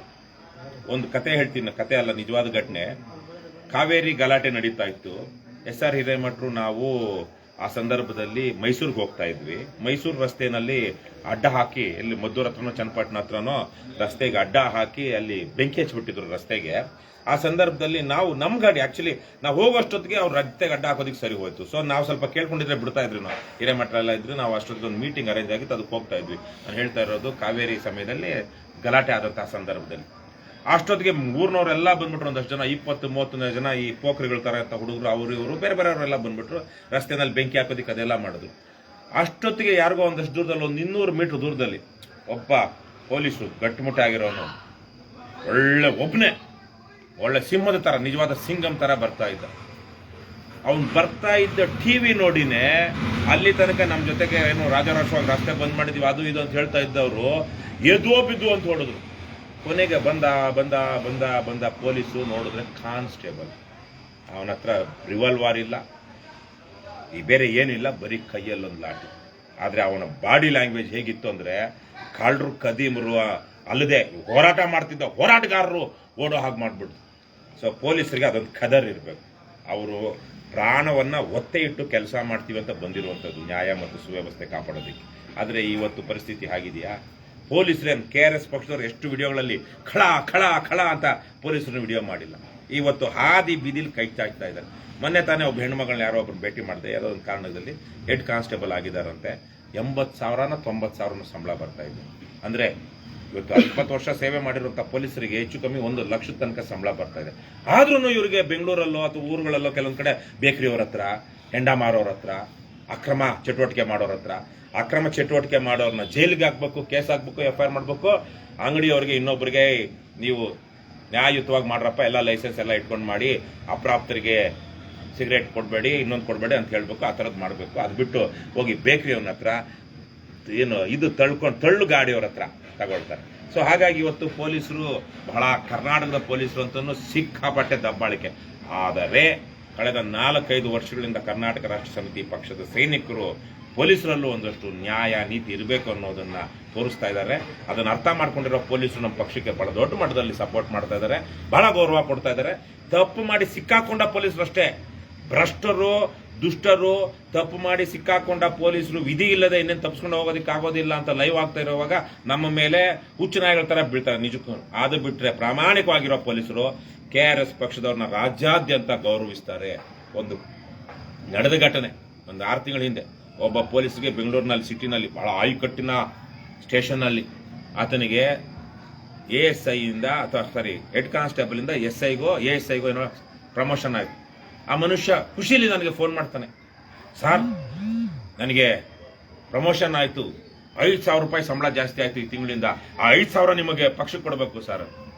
ಓ ಅಭಿನಂದನೆಗಳು, ಒಳ್ಳೆಯದು, ನೀವು ಆ ಪ್ರಾಮಾಣಿಕ ಕೆಲಸ ಮಾಡಿದ್ರೆ ಅದೇ ನೀವು ನಮಗೆ ಕೊಡುವಂಥ ಬೆಂಬಲ. ಆದರೆ ನೀವು ಡೊನೇಷನ್ ಕೊಡ್ತೀವಿ ಅಂತ ಇದ್ದೀರಾ, ನಿಮಗೆ ಗೊತ್ತಿರಲಿ ನೀವು ಕೊಡೋದಕ್ಕಾಗಲ್ಲ. ಯಾಕಂದರೆ ಸರ್ಕಾರಿ ನೌಕರಿಯಲ್ಲಿ ಇರುವಂಥವ್ರು ಯಾವುದೇ ಪಕ್ಷಕ್ಕೆ ಅದು ಡೊನೇಷನ್ ಕೊಡೋ ಹಾಗಿಲ್ಲ, ಸದಸ್ಯರಾಗುವ ಹಾಗಿಲ್ಲ, ಪ್ರಚಾರ ಮಾಡೋ ಹಾಗಿಲ್ಲ. ಆದರೂ ನೀವು ಕೊಡಬೇಕು ಅಂತ ಅನಿಸಿರೋದ್ರಿಂದ, ಒಳ್ಳೆ ಕೆಲಸ ಕೊಡಬೇಕು ಅಂತ ಅನಿಸಿರೋದು ನಿಮ್ಮ ಮನೆಯವ್ರ ಕೈಲೋ ಇನ್ಯಾರ ಕೈಲೋ ಅವ್ರ ಕೈಯಲ್ಲಿ ಕೊಡಿಸಿ ನೀವು ಕೊಡಬೇಡಿ ಅಂತ ಹೇಳಿದೆ. ಯಾಕೆ ಬಂತು ಅವ್ರಿಗೆ ಆ ಪ್ರೀತಿ, ಆ ಗೌರವ ಪೊಲೀಸರಿಗೆ? ಯಾಕಂದರೆ ಪೊಲೀಸ್ ಇಲಾಖೆಯಲ್ಲಿರುವಂಥ ತಪ್ಪುಗಳನ್ನು ಎತ್ತು ತೋರಿಸ್ತಾ ನಾವು ಪೊಲೀಸ್ ವ್ಯವಸ್ಥೆಯನ್ನು ಶುದ್ಧೀಕರಣ ಮಾಡೋದಕ್ಕೆ ಹೊರಟಿದ್ದೀವಲ್ಲ, ಅದ್ರ ಬಗ್ಗೆ ಅವ್ರಿಗೆ ಗೌರವ ಇದೆ. ಅವರಲ್ಲೂ ಟ್ರಾನ್ಸ್ಫರ್ಗೆ ಯಾವ ಥರ ನಡೆಸ್ಕೊಳ್ತಾರೆ, ರಜಾ ಕೊಡೋದಕ್ಕೆ ನಡೆಸ್ಕೊಳ್ತಾರೆ. ಹೆಣ್ಣು ಮಕ್ಕಳನ್ನ ಸ್ಟೇಷನ್ಗೆ ಬಂದಾಗ ಎಷ್ಟೋ ಈ ಕಾಮುಕ ಅಧಿಕಾರಿಗಳು ದುರ್ಬಳಕೆ ಮಾಡ್ಕೊಳ್ತಾ ಇಲ್ವಾ, ಅದನ್ನ ನೋಡುತ್ತಾ ಬೇರೆ ಕಾನ್ಸ್ಟೇಬಲ್ಗೆ ಏನು ಅನ್ಸುತ್ತೆ, ಥೂ ಎಂತ ಹಲ್ಕಾಗಳು ಇವರು, ಬದ್ಮಾಶ್ಗಳು ಅಂತ ಅನ್ಸಲ್ವಾ? ಹಾಗಾಗಿ ಅವರನ್ನ ಇವತ್ತು ಪ್ರಶ್ನೆ ಮಾಡ್ತಿರುವಂತ ರಿಯಲ್ ಎಸ್ಟೇಟ್ ಅಡ್ಡಗಳಾಗ್ಬಿಟ್ಟಿದೆ ಪೊಲೀಸ್ ಸ್ಟೇಷನ್ ಅಲ್ಲಿ. ಸಿವಿಲ್ ಮ್ಯಾಟರ್ ಅಲ್ಲಿ ಪೊಲೀಸ್ ಎಂಟರ್ ಆಗೋ ಹಾಗೆ ಇಲ್ಲ. ಆದ್ರೆ ಹಿಂದೆ ಬೆಂಗಳೂರಲ್ಲಿ ಡಾನ್ಗಳು ಮಾಡ್ತಾ ಇದ್ರಲ್ವಾ, ಸೈಟ್ಗಳದು ಮನೆ ಖಾಲಿ ಮಾಡಿಸೋದು, ಸೈಟ್ಗಳದ್ದು ಇದು ಮಾಡಿಸೋದು, ಏನಂತಾರೆ ಡೀಲ್ ಮಾಡೋದು, ಆ ಥರದ್ದೆಲ್ಲ ಇವತ್ತು ಪೊಲೀಸ್ ಸ್ಟೇಷನ್ ನಡೀತಾ ಇದೆ. ಅದನ್ನ ಸ್ವತಃ ಹೈಕೋರ್ಟ್ ಅಲ್ಲಿ ಹಿಯರಿಂಗ್ ಅಲ್ಲಿ ಹೇಳಿದರೆ, ಸ್ವತಃ ಪೊಲೀಸ್ ದೂರುಗಳ ಪ್ರಾಧಿಕಾರದಿಂದ ಲೆಟರ್ ಹೋಗಿದೆ ಯಾರಿಗೆ, ಪೊಲೀಸ್ ಕಮಿಷನರ್ಗೆ, ಬೆಂಗಳೂರಲ್ಲಿ ಈ ತರಕ್ಕೆ ಆಗ್ತಾ ಇದೆ. ಅದರಲ್ಲಿ ಒಬ್ಬ ಕೇಶವಮೂರ್ತಿ ಅಂತ ಒಬ್ಬ ಕಳ್ಳ ಮರತಳ್ಳಿ ಪೊಲೀಸ್ ಸ್ಟೇಷನ್ ಅಲ್ಲಿ ಇದ್ದ, HL ಪೊಲೀಸ್ ಸ್ಟೇಷನ್ ಅಲ್ಲಿ, ಅವನ ಬಗ್ಗೆನೇ ಖುದ್ದು ಬರೆದಿದ್ದಾರೆ, ಇವನಿಂತ ಮಾಡ್ತಾನಂತ, ಕಿಶೋರ್ ಭರಣಿ ಅಂತ ಇನ್ನೊಬ್ಬ. ಸೊ ಹಾಗಾಗಿ ಇವರೆಲ್ಲ ನಾವು ನೋಡಿದೀವಲ್ಲ. ಪ್ರಾಮಾಣಿಕ ಪೊಲೀಸರಿಗೆ KRS ಪಕ್ಷ ಮಾಡ್ತಿರುವಂತಹ ಹೋರಾಟದ ಬಗ್ಗೆ ಗೌರವ ಇದೆ. ಆದರೆ ಭ್ರಷ್ಟ ಅಧಿಕಾರಿಗಳಿಗೆ, ಪೊಲೀಸರಷ್ಟೇ ಅಲ್ಲ, ಭ್ರಷ್ಟರಿಗೆ, ಖದೀಮರಿಗೆ ಇವ್ರು ನಮ್ಮ ಪ್ರಶ್ನೆ ಮಾಡ್ಬಿಡ್ತಾರಲ್ಲ ಅನ್ನುವಂತಹ ಒಂದು ಕೋಪ ಇದೆ. ಅವರ ಕೋಪ ಸಕಾರಣವಾದದ್ದಲ್ಲ. ಅವರು ಪ್ರಾಮಾಣಿಕರಾಗಿದ್ರೆ ಅವರು ಸಹ KRS ಪಕ್ಷವನ್ನು ಬೆಂಬಲಿಸ್ತಾರೆ. ಸರ್, ಇನ್ನೆರಡು ಪ್ರಶ್ನೆ ಇದೆ. ಇನ್ನೆರಡೇ ಪ್ರಶ್ನೆ ಅವರೆಲ್ಲ ಒಬ್ಬಟ್ಟು ತಿನ್ನೋದಕ್ಕೆ ಕಾಯ್ತಿದ್ದಾರೆ. ಅಂದ್ರೆ ಸೋಂಪುರ ಇಂಡಸ್ಟ್ರಿ ಲೋಕಲ್ ಜನಗಳಿಗೆ ಕೆಲಸ ಕೊಡಲ್ಲ. ಸರಿ, ಕೇಳ್ಬೇಡ, ಹಂಗೆ ಇಟ್ಕೊಳ್ತಾರೆ, ಪರಲ್ಲ, ಹುಡುಗ ಗಟ್ಟಿ ಇದ್ದಾನೆ. ಹೊರ ರಾಜ್ಯದಿಂದ ಬಂದವರಿಗೆ ಕೆಲಸ ಕೊಡ್ತಾ ಇದಾರೆ. ಆದ್ರೆ ಅವ್ರು ಏನ್ ಮಾಡ್ತಿದ್ರೆ, ತುಂಬಾ ಜನ ನೇಣಾಕಂತ ಇದಾರೆ. ಅಂದ್ರೆ ಸ್ಯಾಲ್ರಿ ಕೊಡ್ತಿಲ್ಲ ಅಂತ ನೀವೇನ ಕೇಳ್ರಪ್ಪ, ನಾವು ನಮ್ಗೆ ಸರ್, ಅದು ಫ್ರಾಂಕ್ಲಿ ಹೇಳ್ಬೇಕು ಅಂದ್ರೆ, ಇಲ್ಲಿ ಒಂದು ಇಷ್ಟೊತ್ತು ಫ್ರಾಂಕ್ಲಿ ಹೇಳ್ತಾ ಇರ್ಲಿಲ್ವಾ? ಇಂಡಸ್ಟ್ರಿಯಲ್ ಏರಿಯಾ ಇದೆ, ಅಲ್ಲಿ ಸರಣಿ ಸಾವುಗಳಾಗ್ತಿದೆ, ಅವ್ರಿಗೆ ಇರಕ್ಕೆ ವ್ಯವಸ್ಥೆ ಇಲ್ಲ, ಶೆಡ್ಡು, 3 ಜನ ಸತ್ತಿದ್ದಾರೆ. ಆಮೇಲೆ ಮಳೆ ಬಂದ್ರೆ ಕುಚ್ಕೊಂಡು ಮಣ್ಣೆಲ್ಲ ರೋಡಿಗೆ ಬರುತ್ತೆ, ಹಳ್ಳಿಗಳಿಗೆ ಹೋಗಕ್ ಆಗ್ತಿಲ್ಲ. ಈ ತರ ಸಮಸ್ಯೆ ಇದೆ, ಬಟ್ ಅಧಿಕಾರಿಗಳು ಗಮನ ಹರಿಸ್ತಿಲ್ಲ. ಕೇಳ್ಬೇಕ? ಮತ್ತೆ ನಾನು ಹೇಳಿ ಶುರು ಮಾಡ್ಬಿಡಿ. ಕರ್ನಾಟಕದ ಬಹುತೇಕ ಇಂಡಸ್ಟ್ರಿಯಲ್ ಏರಿಯಾಗಳಲ್ಲಿ ಎಲ್ಲೆಲ್ಲಿ ಕೈಗಾರಿಕಾ ಅಭಿವೃದ್ಧಿ ಪ್ರದೇಶಗಳಲ್ಲಿ ಡೆವಲಪ್ ಮಾಡಿದ್ದೀವಿ, ಈಗ ನೋಡಿದ್ರೆ 40 ವರ್ಷಗಳಿಂದ ನಮ್ಮೂರಲ್ಲೇ ಬೊಮ್ಮಸಂದ್ರ ಕೈಗಾರಿಕಾ ಪ್ರದೇಶ ಅಂತ ಆನೇಕಲ್ ತಾಲೂಕಲ್ಲಿ ಅಲ್ಲಿ ಶುರುವಾಗಿದ್ದು ಬಹಳ ವರ್ಷಗಳಿಂದೇನೆ. ಸೊ ಆವತ್ತಿನ ನಾವು ನೋಡ್ತಿರುವಾಗೆ ಸ್ಥಳೀಯರಿಗೆ ಉದ್ಯೋಗದಲ್ಲಿ ಆದ್ಯತೆ ಕೊಡ್ತಾ ಇಲ್ಲ. ಹಾಗಾಗಿ ನಾವು ಕರ್ನಾಟಕ ರಾಷ್ಟ್ರ ಸಮಿತಿ ಪಕ್ಷದವರು ಕರ್ನಾಟಕದಲ್ಲಿಯ ಉದ್ಯೋಗಗಳಿಗೆ ಕನ್ನಡಿಗರಿಗೆ ಪ್ರಥಮ ಆದ್ಯತೆ, ಇಲ್ಲಿ ನಮ್ದು ಇಲ್ಲ, ಆತ ಸ್ಕಿಲ್ಸ್ ಇರೋರು ಇಲ್ಲ ಅಂದಾಗಲೋ, ಅಥವಾ ಸಾಕಷ್ಟು ಜನ ಸಿಗ್ತಾ ಇಲ್ಲ ಕೆಲಸಕ್ಕೆ, ನೌಕರಿಗೆ ಅಂದಾಗಲೋ ಅವ್ರು ಹೊರಗಿನವ್ರಿಗೆ ಅವಕಾಶ ಮಾಡಿಕೊಡ್ಬೇಕೆ ಹೊರತು, ಇಬ್ಬರು ವ್ಯಕ್ತಿಗಳು ಒಂದು ಪರ್ಟಿಕ್ಯುಲರ್ ಸ್ಕಿಲ್ ಸೆಟ್ ಬೇಕಾಗಿರುವಂತಹ ಇದಕ್ಕೆ ಅದನ್ನ ಫುಲ್ಫಿಲ್ ಮಾಡುವಂತಹ ಕ್ವಾಲಿಫೈಡ್ ಆಗಿರುವಂತಹ ಎಲಿಜಿಬಲ್ ಆಗಿರುವಂತವ್ರು ಇಬ್ರು ಅಪ್ಲೈ ಮಾಡಿದ್ರೆ, ಅದರಲ್ಲಿ ಇಬ್ಬರಲ್ಲಿ ಕನ್ನಡಿಗನಾಗಿದ್ರೆ ಮೊದಲು ಯಾರಾದ್ರೂ ಇಬ್ಬರಲ್ಲೊಬ್ಬ ಕನ್ನಡಿಗನಿಗೆ ಕೊಡಬೇಕು. ನಾವು 80% ವಿಶೇಷವಾಗಿ ಕೆಳ ಹಂತದಲ್ಲಂತೂ ಕನ್ನಡಿಗರಿಗೆ ಕೊಡಬೇಕಲ್ವಾ? ಯಾಕಂದ್ರೆ ಅದಕ್ಕೇನು ವಿಶೇಷವಾದ ಸ್ಕಿಲ್ಸ್ ಬೇಕಾಗಿಲ್ವಲ್ಲ. ಹಾಗಾಗಿ ಕನ್ನಡಿಗರಿಗೆ ಕೊಡಬೇಕು. ಅದು ಕನ್ನಡಿಗರು ಕೊಟ್ಟಾಗ ಇವ್ರಿಗೆ ಫ್ಯಾಕ್ಟ್ರಿಗಳವರಿಗೆ ಅಥವಾ ಕಾರ್ಖಾನೆಗಳು ಒಂದು ಸ್ವಲ್ಪ ಸಮಸ್ಯೆ ಆಗುತ್ತೆ, ಶೋಷಣೆ ಮಾಡೋಕ್ಕಾಗಲ್ಲ. ಯಾಕಂದ್ರೆ ಇವರು ಸ್ವಲ್ಪ ಸ್ಥಳೀಯರಿರ್ತಾರೆ, ಭಾಷೆ ಗೊತ್ತಿರುತ್ತೆ, ಬೇರೆ ಬೇರೆ ರೀತಿಯಲ್ಲಿ ಅವ್ರಿಗೊಂದಷ್ಟು ಶಕ್ತಿ ಸಾಮರ್ಥ್ಯಗಳಿರುತ್ತೆ. ಹಾಗಾಗಿ ಅನ್ಯಾಯವನ್ನ, ಅಕ್ರಮವನ್ನ, ಮೋಸವನ್ನ ಪ್ರಶ್ನೆ ಮಾಡ್ತಾರೆ. ಆಗ ಅವ್ರಿಗೆ ಸಿಗಬೇಕಾಗಿರುವಂಥ ಸೌಲಭ್ಯಗಳು ಸಿಗದೇ ಇದ್ದಾಗ ಅವರು ಸ್ಟ್ರೈಕು ಮಾಡ್ತಾರೆ. ಹಾಗಾಗಿನೇ ಈ ಕಾರ್ಖಾನೆಗಳವರಿಗೆ, ವಿಶೇಷವಾಗಿ ಈ ಕ್ಯಾಪಿಟಲಿಸ್ಟ್ ಮೆಂಟಾಲಿಟಿ ಇರುವಂತವ್ರಿಗೆ, ಶೋಷಣೆ ಮಾಡುವಂತಹ ಮನೋಭಾವ ಇರುವಂತವ್ರಿಗೆ, ನಮಗೆ ಕಡಿಮೆ ದುಡಿಲಿ, ಹೆಚ್ಚು ಲಾಭ ಸಿಗಲಿ, ಕಡಿಮೆ ಇವರು ಜಾಸ್ತಿ ದುಡಿಬೇಕು, ಕಡಿಮೆ ಸಂಬಳ ತಗೊಳ್ಬೇಕು, ಲಾಭ ನಮ್ಗೆ ಹೆಚ್ಚಾಗಬೇಕು, ಈ ಒಂದು ಕೆಟ್ಟ ಭಾವನೆಯಲ್ಲಿರುವಂತವರಿಗೆ ಸ್ಥಳೀಯರನ್ನ ಉದ್ಯೋಗಕ್ಕೆ ತಗೊಳ್ಳೋಕೆ ಇಷ್ಟನೇ ಇರೋದಿಲ್ಲ. ಎರಡನೇದಾಗಿ ಯಾರನ್ನ ತಗೊಳ್ತಾರೆ, ಹೊರಗಿನವ್ರು ಜಾಸ್ತಿ ತಗೊಳ್ತಾರೆ. ಯಾಕೆ? ಅವ್ರನ್ನ ಶೋಷಣೆ ಮಾಡೋದು ಸುಲಭ. ಅವ್ರನ್ನ ಟಿನ್ ಶೆಡ್ಗಳಲ್ಲಿ ಇಡಬಹುದು, ಯಾವುದೇ ಸೌಲಭ್ಯ ಕೊಡೋದು ಬೇಕಾಗಿಲ್ಲ, ಮಿನಿಮಮ್ ವೇಜಸ್ ಕೊಡೋದು ಬೇಕಾಗೋದಿಲ್ಲ. ಹಾಗಾಗಿ ಹೊರಗಡೆಯಿಂದ ಬಂದಿರುವಂಥವ್ರು, ಅದರಲ್ಲೂ ವಿಶೇಷವಾಗಿ ಉತ್ತರ ಭಾರತದ ಅನೇಕ ರಾಜ್ಯಗಳಿಂದ ಬರುವಂಥವ್ರು ಅವರು ಸದ್ಯ ಏನೊಂದು ಅವ್ರಿಗೆ ಅಲ್ಲಿ ವರ್ಷ ತಿಂಗಳು ಪೂರ್ತಿ ದುಡಿದ್ರು 2,000 3,000 4,000 ಸಿಗೋದಿಲ್ಲ, ಸರಿಯಾಗಿ ಕೆಲಸನೂ ಸಿಗೋದಿಲ್ಲ. ಇಲ್ಲಿ ಬಂದು ಎಲ್ಲ ಖರ್ಚು ವೆಚ್ಚಗಳೋಗಿ 5-6 ಸಾವಿರ ಸಿಕ್ತು ಅಂದ್ರೆ ಸಾಕು ಖುಷಿ ಅವ್ರಿಗೆ. 500 ರೂಪಾಯಿ ಸಂಬಳ ಅಂದ್ರೆ ಅದರಲ್ಲಿ 100-200 ರೂಪಾಯಿ ಅವರು ಊಟ ತಿಂಡಿ ಅಲ್ಲಿರೋ ವಸ್ತಿಗೆಲ್ಲ ಖರ್ಚು ಮಾಡಿದ್ರು 300 ರೂಪಾಯಿ ಉಳಿಸ್ಕೊಂಡ್ರು 25 ದಿವಸ ಕೆಲಸ ಅಂದ್ರೂ 700,000 ರೂಪಾಯಿ. 2 ವರ್ಷ 3 ವರ್ಷ ದುಡ್ಡು ಬಿಟ್ರೆ ಸರ್ 2 ತಿಂಗಳು 3 ತಿಂಗಳು ದುಡಿದ್ರೆ ಎಷ್ಟಾಯ್ತು? 20,000 30,000 ಆಯ್ತು. 30,000 ತಗೊಂಡೋಗಿ ಅಲ್ಲೊಂದು ಸೈಟ್ ತಗೊಳ್ಬಹುದು, ಒಂದು ಗುಂಟೆ ಜಮೀನು ತಗೊಳ್ಬಹುದು ಅವ್ರ ಊರುಗಳಲ್ಲಿ, ಅಥವಾ ಯಾರ್ದೋ ಮದುವೆ ಮಾಡಬಹುದು. ಹೀಗೆಲ್ಲ ಅವ್ರಿಗೆ ಅಷ್ಟು ದುಡ್ಡು ಬಹಳ ದೊಡ್ಡ ದುಡ್ಡು. ಹಾಗಾಗಿನೇ ಅವ್ರನ್ನ ಆಮೇಲೆ ಅವರು ಕೆಲಸ ಮಾಡ್ತಿರೋವಾಗ ಒಂದು 15 ದಿವಸ ಸಂಬಳ ಹಿಡ್ಕೊಂಡೇ ಕೊಡ್ತಾ ಇದ್ರೆ ಅವ್ನು 15 ದಿವಸ ಸಂಬಳಕ್ಕಾದ್ರೂ ಇದ್ದೇ ಇರ್ತಾನಲ್ಲ, ಯಾಕಂದ್ರೆ 15 ದಿವಸ ದುಡಿದಿದ್ದಾನೆ, ಕಳ್ಕೊಳಕ್ ಇಷ್ಟಪಡೋದಿಲ್ಲ. ಹಾಗಾಗಿ ಅವ್ರಿಗೆ ಶೋಷಣೆ, ಯಾವುದೇ ರೀತಿಯಲ್ಲಿ ಶೋಷಣೆ ಮಾಡೋದು ಸುಲಭ ಅಂತವ್ರನ್ನ. ಹಾಗಾಗಿ ಆದ್ರೆ ಅದನ್ನ ನೊಂದಂತವ್ರು ಬೆಂದಂತವ್ರು ಸರಿಯಾದ ಸಮಯಕ್ಕೆ ಸಂಬಳ ಸಿಗದೆ ಯಾವುದೋ ಕಮಿಟ್ಮೆಂಟ್ ಇರುವಂತವ್ರು ಏನ್ ಮಾಡ್ತಾರೆ? ಅವ್ರ ಆತ್ಮಹತ್ಯೆನೂ ಮಾಡ್ಕೊಳ್ಬಹುದು, ಬೇರೆ ತರಕ್ಕೆ ಹೋಗ್ಬೋದು. ಅದೇ ರೀತಿಯಲ್ಲಿ ಅನೇಕ ಕಡೆಗಳಲ್ಲಿ ಹೆಣ್ಣು ಮಕ್ಕಳ ಮೇಲೇನೂ ಶೋಷಣೆ ನಡೀತಾ ಇರುತ್ತೆ ಅಸಹಾಯಕ ಸ್ಥಿತಿಯಲ್ಲಿರುವಂಥವ್ರಿಗೆ. ಅದಕ್ಕಾಗಿ ನಮ್ಮ ರಾಜ್ಯದಲ್ಲಿ, ಎಲ್ಲ ರಾಜ್ಯದಲ್ಲೂ ದೇಶದಲ್ಲಿ ನಾವು ಏನು ಲೇಬರ್ ಡಿಪಾರ್ಟ್ಮೆಂಟ್, ಕಾರ್ಮಿಕ ಇಲಾಖೆ ಅಂತಿದೆ. ಆದ್ರೆ ಕಾರ್ಮಿಕ ಇಲಾಖೆ ಇವ್ರ ಹಕ್ಕುಗಳನ್ನ ಪ್ರೊಟೆಕ್ಟ್ ಮಾಡುತ್ತಾ? ಕಾರ್ಮಿಕ ಇಲಾಖೆ ಮೊದಲಿಗೆ ಕಾರ್ಮಿಕರ ಹಿತವನ್ನ ರಕ್ಷಣೆ ಮಾಡಬೇಕು, ಮಾಡ್ತಿದ್ಯಾ? ಅಲ್ಲೂ ಭ್ರಷ್ಟಾಚಾರ. ಈ ಕಾರ್ಮಿಕ ಇಲಾಖೆ ಅಧಿಕಾರಿಗಳು ಯಾರ ಜೊತೆಗೆ ಚೆನ್ನಾಗಿರ್ತಾರೆ? ಹೇಗೆ ಪೊಲೀಸರು ರೌಡಿಗಳ ಜೊತೆಗೆ ಲವಿ ಡವಿ ಮಾಡ್ಕೊಂಡು ಬಾರ್ಗಳಲ್ಲಿ ಡಾಬಾಗಳಲ್ಲಿ ಪಾರ್ಟಿ ಮಾಡ್ತಾರೋ, ಅದೇ ತರಕ್ಕೆ ಕಾರ್ಮಿಕ ಇಲಾಖೆ ಅಧಿಕಾರಿಗಳು ಕಾರ್ಖಾನೆಗಳ ಅಧಿಕಾರಿಗಳ ಜೊತೆಗೆ ಪಾರ್ಟಿ ಮಾಡ್ತಿರ್ತಾರೆ. ಇದು ವಾಸ್ತವ.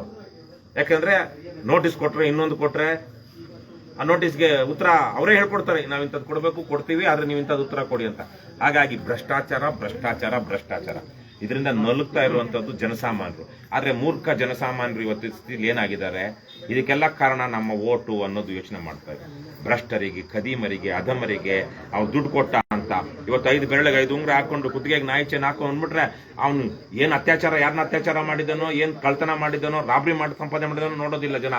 ಓ ಪಟಾ ಪೋಸ್ಟರ್ ನಿಕ್ಲಾ ಹೀರೋ ಅಂತ ಪೋಸ್ಟ್ಗಳು ಹಾಕೊಂಡು ಬ್ಯಾನರ್ ಹಾಕೊಂಡ್ಬಿಟ್ರೆ ಇವತ್ತು ಊರುಗಳಲ್ಲಿ ಅವನೇ ಹೀರೋ. ಸೊ ಈ ತರಹದವ್ರನ್ನ ಮುಂದೆ ಎಲ್ಲ ಹೀಗಿರ್ಲಿಲ್ಲ ಜನ. ಅವನ ಯೋಗ್ಯತೆ ನೋಡ್ತಾ ಇದ್ರು, ತಿಳ್ಕೊಳ್ತಾ ಇದ್ರು, ಒಳ್ಳೇದ್ರು ಇದ್ರೆ ಒಳ್ಳೇದ್ ಬೆಂಬಲಿಸ್ತಾ ಇದ್ರು. ಊರಲ್ಲಿ ಯಾವನಾದ್ರು ಕಳ್ತನ ಮಾಡೋನೋ, ಹೆಣ್ಮಕ್ಳ ಮೇಲೆ ಕೈ ಮಾಡೋನೋ ಇದ್ರೆ ಆ ಮನೆಯವ್ರ ಜೊತೆಗೆ ಜನನೇ ಸೇರ್ತಾ ಇರ್ಲಿಲ್ಲ. ಇವತ್ತು ಹಂಗಲ್ಲ, ಅವನು ಕುಡಿಸ್ತಾನೆ ಅಂದ್ರೆ ಯಾರು ಬೇಕಾದ್ರೂ ಹೋಗ್ತಾರೆ. ಹೀಗಾಗ್ಬಿಟ್ಟಿದೆ. ದೌರ್ಬಲ್ಯಗಳು, ಮಾನಸಿಕವಾದ ದೌರ್ಬಲ್ಯಗಳು, ದೈಹಿಕ ದೌರ್ಬಲ್ಯಗಳು, ವಿಶೇಷವಾಗಿ ನಮ್ಮಲ್ಲಿ ಕೆಟ್ಟಿರುವಂತಹ ಮೌಲ್ಯಗಳು ಇದಕ್ಕೆ ಕಾರಣ. ಸರ್, ಹೋರಾಟ ಮಾಡಿದ್ರೆ FIR ಗ್ಯಾರಂಟಿ. ಯಾಕೆಂದ್ರೆ ನಿಮಗೂ ಸಾಕಷ್ಟು ಅನುಭವ ಆಗಿರುತ್ತೆ ಅನ್ಕೊಂತೀವಿ, ನಮ್ಮ ವಾಹಿನಿಗೂ ಕೂಡ ತುಂಬಾನೇ ಆಗಿದೆ. ಇದ್ರ ಬಗ್ಗೆ ಏನ್ ಹೇಳ್ತೀರಾ? ಏನು FIR ಎದುರಿದ್ರೆ ಹೋರಾಟ ಮಾಡೋಕ್ಕಾಗೋದಿಲ್ಲ. ಹಾಗಾಗಿ ಆಮೇಲೆ ಯಾರು ಹೆದರ್ಬೇಕು? ಹೀರೋಗಿರಿ ತೋರ್ಸೋದಕ್ಕೆ ಹೋಗೋರು ಹೆದರ್ಬೇಕು. ಯಾರ್ದು ಹಿಂದೆ ಒಂದು ಸಂಘಟನೆ ಕಟ್ಕೊಂಡಿಲ್ಲ, ಒಂದು ಪಕ್ಷದ ಜೊತೆನೋ ಒಂದು ಸಂಘಟನೆ ಜೊತೆನೋ ಗುರುಸ್ಕೊಂಡಿಲ್ಲ, RTI ಆಕ್ಟಿವಿಸ್ಟ್ಗಳಂತಲೋ ಅಥವಾ ಹೋರಾಟಗಾರರು ಅಂತಲೋ ಮಾಡ್ಕೊಂಡು ಇವರು ಮೆರಿತಾ ಹೋದ್ರೆ ಯಾವುದೋ ಒಂದು ಟೈಮಲ್ಲಿ ಇವ್ರು ಮೀರ್ಸುವಂತವನು ಅವ್ರ ಮೇಲೆ ಸುಳ್ಳು ಕೇಸ್ ಹಾಕ್ತಾನೆ, ಇನ್ನೊಂದು ಮಾಡ್ತಾನೆ. ಅದಕ್ಕೆ ನಿಮ್ಮ ಹೋರಾಟ ಪ್ರಾಮಾಣಿಕವಾಗಿದ್ರೆ ಹೋರಾಡಿ, ಇಲ್ಲ ಅಂತ ಯಾರು ಸಿಗದೆ ಇದ್ದಾಗ ಒಬ್ಬ ಏಕಾಂಗಿ ಆಗಾದ್ರೂ ಹೋರಾಡಬೇಕು. ಆದ್ರೆ ಸಂಘಟನೆ ಕಟ್ಕೊಳ್ಳಿ. ನೀವು ಒಬ್ಬರೇ ಅಲ್ಲ ಒಳ್ಳೆಯವರು ಪ್ರಪಂಚದಲ್ಲಿ, ನಿಮ್ಮೂರಲ್ಲೂ 10 ಜನ ಇರ್ತಾರೆ. ಆದ್ರೆ ಅವ್ರು ನಿಮ್ಮನ್ನು ನಂಬದೇ ಇರಬಹುದು, ಕಾರಣ ಇರಬಹುದು. ಈಗ KRS ಪಕ್ಷ ಶುರು ಮಾಡಿದಾಗ ಕರ್ನಾಟಕದಲ್ಲಿ ಯಾವ ಪ್ರಾದೇಶಿಕ ಪಕ್ಷವೂ ಬಂದಿಲ್ಲ, ಯಾವ ಪ್ರಾದೇಶಿಕ ಪಕ್ಷವೂ ಆಗಲ್ಲ, ಇದೆಷ್ಟು ದಿವಸ ಬಂದ್ಬಿಡುತ್ತೆ ಅಂತ ಇದ್ರು. ಸತತವಾಗಿ ನಿರಂತರವಾಗಿ ಸೋಲಿನ ಮೇಲೆ ಸೋಲಾದ್ರು, ಅವಮಾನದ ಮೇಲೆ ಅವಮಾನ ಆದ್ರೂ ಇವತ್ತು ನಾವು ನಿಂತಿರೋದ್ರಿಂದ ರಾಜ್ಯಾದ್ಯಂತ ಸುಮ್ಮನೆ ಮಂಗಳೂರಂತ ಊರಲ್ಲಿ ಇವತ್ತು 46 ಜನ ನಮ್ಮ ಪಕ್ಷದ ಕಾರ್ಯಕರ್ತರು ಈ ತರ ಟಿ ಶರ್ಟ್ ಹಾಕೊಂಡಿರುವಂತ ಸೈನಿಕರನ್ನ ನೋಡಿ 46 ಜನ ಬಂದು 100 ರೂಪಾಯಿ ಒಬ್ಬೊಬ್ರು 100 ರೂಪಾಯಿ ಕೊಟ್ಟು ಸದಸ್ಯರಾಗಿದೆ ಮಂಗಳೂರಿನಂತಹ ಜಾಗದಲ್ಲಿ. ಇವತ್ತು ಸುಮ್ಮನೆ ನಮ್ಮವರು 1 ಗಂಟೆ 2 ಗಂಟೆ ಇದ್ದಾರೆ ಮಂಗಳೂರಲ್ಲಿ ಯಾವುದೋ ಒಂದು ಪ್ರದೇಶದಲ್ಲಿ, ಆದ್ರೆ ಬಂದು ಅವರು ಆನ್ಲೈನ್ ಮೆಂಬರ್ಶಿಪ್ ತಗೊಂಡಿದ್ದಾರೆ. ಹಾಗಾಗಿ ಆ ವಿಶ್ವಾಸ ಪಡ್ಕೊಳ್ಳೋದಕ್ಕೆ ಬಹಳ ಕಷ್ಟಪಡಬೇಕು. ನಾವು ಇಷ್ಟು ಕೇಸ್ಗಳು ಹಾಕೊಂಡಿದ್ದೀವಿ, ಪೊಲೀಸ್ ಸ್ಟೇಷನ್ಗಳಿಗೆ ಎಷ್ಟು ಸಲ ಹೋಗಿದ್ದೀವಿ, ಕೋರ್ಟಲ್ಲಿ ತಿಂಗಳಿಗೆ 4 ಕೇಸ್ ಇರುತ್ತೆ ನಂದು, ಹೋಗ್ತಾ ಇದೀವಲ್ಲ, ಜನ ಅದನ್ನ ಗಮನಿಸಿ ನಮಗೆ ಬೆಂಬಲಿಸ್ತಾ ಇದ್ದಾರೆ. ಹಾಗಾಗಿ FIR ಹೆದರಿದ್ರೆ, ಇನ್ನೊಂದಕ್ಕೆ ಹೆದರಿದ್ರೆ ನೀವು ಹೋರಾಟ ಮಾಡೋದಕ್ಕಾಗೋದಿಲ್ಲ. ಅಥವಾ ನೀವು FIR ಆದಾಗ್ಲೂ ಈಗ ಇಷ್ಟು FIR ಆಗಿದ್ರು ನಾವ್ ಯಾಕೆ ಮಾಡ್ತಾ ಇದೀವಿ, ಹೆಂಗ್ ಮಾಡ್ತಾ ಇದೀವಿ? ಬೆಂಬಲ, ಜನ ಬೆಂಬಲ. ಇದು ನೋಡಿ ಜನ ವಿಶ್ವಾಸ ಬಂದಿದೆ ಅವ್ರಿಗೆ, ಇವರು ಪ್ರಾಮಾಣಿಕವಾಗಿದ್ದಾರೆ ಅಂತ. ಆ ವಿಶ್ವಾಸವನ್ನ ಪಡ್ಕೊಳ್ಳೋದಕ್ಕೆ ನೀವು ಹೋರಾಟ ಮಾಡಬೇಕು, ಕೆಲಸ ಮಾಡಬೇಕು. ಅದು ಬಿಟ್ಟು FIR ಆಗಿದೆ, ಇನ್ನೊಂದಾಗಿದೆ ಅಂದ್ರೆ ಆಗ್ತಾ ಇರುತ್ತೆ. ನಿಮ್ಮನ್ನು ಬಡಿಯೋದಿಕ್ಕೆ ಬೇರೆಯವರು ಸಿದ್ಧ ಇರ್ತಾರೆ. ಅವ್ರು FIR ಆಗ್ಬಾರ್ದು ಅನ್ನೋದಕ್ಕೆ ಆಗೋದಿಲ್ಲ. ಪೊಲೀಸರು ಕೆಲವೊಂದ್ಸಲ ಆ ಪರ್ಟಿಕ್ಯುಲರ್ ಸೆಕ್ಷನ್ ಇನ್ವೋಕ್ ಆಗಿದೆ ಅಂದ್ರೆ ಮಾಡ್ಲೇಬೇಕಾಗುತ್ತೆ. ಹಾಗಾಗಿ FIR ಮಾಡೋದಲ್ಲ, FIR ಆದ್ಮೇಲೆ ಏನಾಗುತ್ತೆ, ನಿಮ್ ಜೊತೆಗೆ ಯಾರು ನಿಂತಿದ್ದಾರೆ, ನೀವ್ ಹೆಂಗ ಅದನ್ನ ಪರಿಭಾವಿಸ್ಕೊಂಡು ಮುಂದುವರಿತೀರಾ, ಇವು ಬಹಳ ಮುಖ್ಯ. ಹಾಗಾಗಿ ಏಕಾಂಗಿ ಹೋರಾಟಗಾರರಾಗಬೇಡಿ, ನರಿಗಳ ಥರ ಏಕಾಂಗಿಯಾಗಿ ಬದುಕಬೇಡಿ, ಸಿಂಹಗಳ ಥರ ಗುಂಪಲ್ಲಿ ಬದುಕಿ. ಸಿಂಹಗಳು ಮಾತ್ರ ತಮಗಿಂತ ಶಕ್ತಿ ಸಾಮರ್ಥ್ಯ ಇರುವಂಥ ದೈತ್ಯಾಕಾರದ ಆನೆಗಳನ್ನೂ ಸಹ ಕೊಂದು ಬದುಕಬಲ್ಲವು. ಮಿಕ್ಕ ಯಾವ ಪ್ರಾಣಿನೂ ತನಗಿಂತ ದೈಹಿಕವಾಗಿ ದೊಡ್ಡದಾಗಿರುವಂಥ ಪ್ರಾಣಿನ ಕೊಲ್ಲೋದಕ್ಕಾಗೋದಿಲ್ಲ. ಆದರೆ ಸಿಂಹಗಳು ಯಾಕೆ ಗುಂಪಲ್ಲಿ ಬೇಟೆಯಾಡ್ತವೆ? ಅದೇ ಥರಕ್ಕೆ ಅನ್ಯಾಯದ ವಿರುದ್ಧ, ಅಕ್ರಮದ ವಿರುದ್ಧ ಸಂಘಶಕ್ತಿ ಸಿಂಹಶಕ್ತಿ ಆಗಬೇಕು. ಜ್ವಾಲಾಮುಖಿ ಸಿನಿಮಾದಲ್ಲಿ ಹಾಡು ಬರುತ್ತಲ್ಲ, ನ್ಯಾಯವೆಲ್ಲಿ ಅಡಗಿದೆ, ಅದರಲ್ಲಿ ಏನು ಸಂಘ ಶಕ್ತಿ ಸಿಂಹ ಶಕ್ತಿಯಾಗಿ ನುಗ್ಗಿದೆ ಅಂತ ಬರುತ್ತಲ್ಲ, ಆ ಥರಕ್ಕೆ ಸಿಂಹಶಕ್ತಿ ಅಂದ್ರೆ ಏನು? ಇಂಡಿವಿಜುವಲ್ ಅಲ್ಲ, ಹಬ್ಬ ಅಲ್ಲ, ಸಿಂಹಗಳ ಗುಂಪದು. 20-30 ಗುಂಪುಗಳು ಹೋಗಿ, ಸಿಂಹಗಳು ಹೋಗಿ ಗುಂಪಲ್ಲಿ ಹೋಗಿ ರಾತ್ರಿ ಹೊತ್ತು ಆನೆಗಳನ್ನ ಭೇಟಿ ಆಡ್ತವೆ. ಅವು ಯಾಕಂದ್ರೆ ಅಷ್ಟು ಅವಕ್ಕೆ ಶಕ್ತಿ ಇರುತ್ತೆ ಗುಂಪಲ್ಲಿರೋದ್ರಿಂದ. ಆದ್ರೆ ಯಾವ್ದಾದ್ರು ಹುಲಿ ಆನೆಯನ್ನು ಕೊಂದಿರೋದು ನೋಡಿದ್ದೀವಿ ನಾವು? ಇಲ್ಲ, ಸಿಂಹಗಳ ಆನೆಗಳನ್ನು ಕೊಂದಿವೆ. ಹಾಗಾಗಿ ಎಫ್ಐಆರ್ಗೆಲ್ಲ ಎದುರುಬೇಡಿ. ಅವ್ರು ಹಾಕೋದು ಆಗ್ತಾ ಇರಲಿ, ಮಾಡ್ತಾ ಇರಲಿ. ಪೊಲೀಸರು ಅವ್ರಿಗೇನು ಒತ್ತಡಗಳಿರುತ್ತೋ, ಒತ್ತಡಗಳು ಏನೇ ಇರಲಿ, ಪ್ರಾಮಾಣಿಕವಾಗಿ ಕೆಲಸ ಮಾಡಬೇಕು. ಆದರೆ ಅವ್ರು ಮಾಡಲಿಲ್ಲ ಅಂದ್ರೆ ಅವ್ರಿಗೆ ಏನಿಲ್ಲ ಅಂದ್ರೂ ದೇವ್ರು ನೋಡ್ಕೊಳ್ತಾನೆ. ನಾವು ಶನೇಶ್ವರ ದೇವಸ್ಥಾನದ ಆವರಣದಲ್ಲಿ ನಿಂತು ಮಾತಾಡ್ತಾ ಇದ್ದೀವಿ. ಕೊನೆಗೆ ಈ ನೆಲದ ಕಾನೂನುಗಳು ಇನ್ನೊಂದು ಅವ್ರಿಗೆ ಅಪ್ಲೈ ಆಗಿಲ್ಲ ಅಂದ್ರೂ ನಾವು ನೋಡ್ತಾ ಇದ್ದೀವಿ, ಜನರ ಶಾಪ ತಟ್ಟುತ್ತೆ. ಪ್ರಾಮಾಣಿಕವಾಗಿ ಕೆಲಸ ಮಾಡಿಲ್ಲ ಅಂದರೆ ಕುಟುಂಬಗಳ ನಾಶ ಆಗ್ಬಿಡ್ತದೆ. ಮಾನ ಮರ್ಯಾದೆಯಿಂದ ಬದುಕಿ, ಪ್ರಾಮಾಣಿಕವಾಗಿ ಬದುಕಿ, ಅಷ್ಟೇ ನಾನು ಎಲ್ರಿಗೂ ಹೇಳುವಂಥದ್ದು. Thank you. ಏನಪ್ಪ ಏನಿಲ್ಲ ಸರ್. ಬಂದ್ರಣ್ಣ, ಲೇಟ್ ಆಯ್ತು, ಬನ್ನಿ.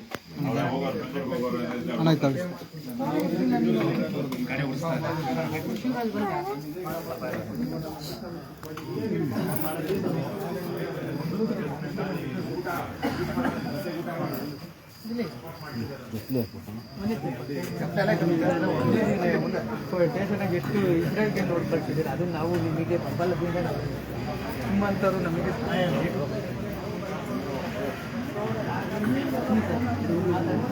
ಇಲ್ಲ ಸರ್, ಬಂದು